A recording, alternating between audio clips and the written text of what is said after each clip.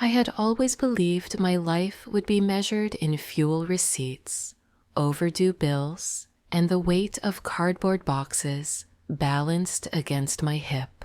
My name is Sylvia. I am 25, and every morning I drive my delivery van through streets that seem to promise better lives to everyone except me. Minimum wage leaves little room for dreams, yet I still catch myself imagining impossible futures at traffic lights. Perhaps hope survives longest in people who cannot afford to lose it. That afternoon, the city shimmered beneath a pale sun, as if every window had quietly decided to reflect a different world. While carrying another stack of parcels, I noticed an elegant man leaving a jewelry store with a small shopping bag in his hand. He looked to be in his early 40s, impeccably dressed, moving with calm confidence that felt strangely out of place amid the hurried crowd. Something inside me paused before the rest of me did. Then the rhythm of the street shattered. Two masked men rushed toward him, grabbing for the bag, and when he resisted, they struck him with frightening force. I heard my parcels hit the pavement before I even realized I had let them go. My body had already decided what my frightened mind had not. I ran toward them, shouting with every breath I could gather, "Stop! Leave him alone!" My voice sounded far larger than I felt, echoing between buildings like it belonged to someone braver. As I came closer, the attackers glanced at one another, released their victim, and disappeared into the crowd. The man lay on the sidewalk, blood running from a wound on his forehead, his breathing uneven but steady. I knelt beside him, pressing a trembling handkerchief against the cut while asking if he could hear me. His eyes slowly opened, and for one strange heartbeat, the noise of the city faded into silence.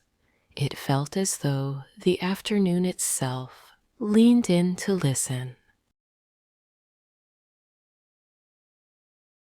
He struggled upright despite my protests and steadied himself with surprising determination. "You saved my life," he whispered, his voice rough but sincere, and I could hear gratitude filling every word. We stood there, looking into each other's eyes, unable to explain why neither of us wanted to look away. Time seemed less like a river than a quiet room where only the two of us existed. Without breaking that invisible thread between us, he reached into the shopping bag. He carefully removed a small velvet box, lowered himself onto one knee despite his injuries, and opened it to reveal a simple gold ring glowing softly in the afternoon light. Then he asked me to be his wife. My thoughts scattered like birds startled into the sky, and none of them knew where to land. For a moment, I could not understand what was happening, and then I felt warm tears running freely down my face. I began to sob, not from fear, but from the overwhelming feeling that life had somehow stepped outside its own rules. I nodded because words had abandoned me completely.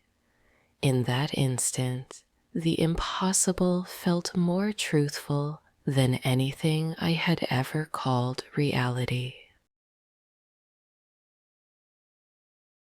He rose carefully, smiling with eyes brighter than the gold ring, and gently kissed me.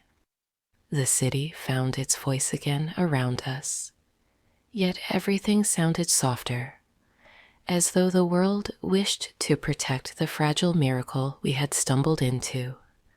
I still cannot explain how a day filled with deliveries and unpaid worries transformed into the beginning of a love that arrived without warning. Sometimes, I think, magic does not break the laws of the world. It simply waits for two strangers to believe the same impossible moment